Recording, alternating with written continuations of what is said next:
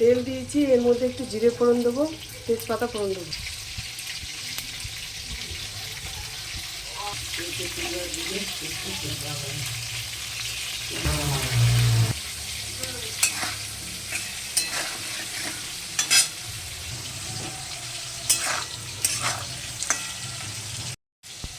এর মধ্যে আমি পটলটাকে দেবো।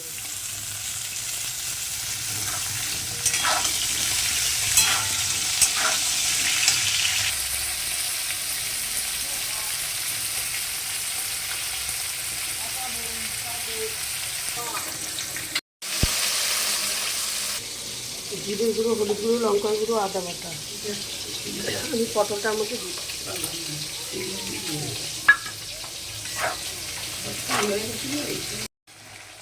পটল আলু আমি ভালো করে কষিয়ে নিয়েছি, এবার দিয়ে দেবো জল।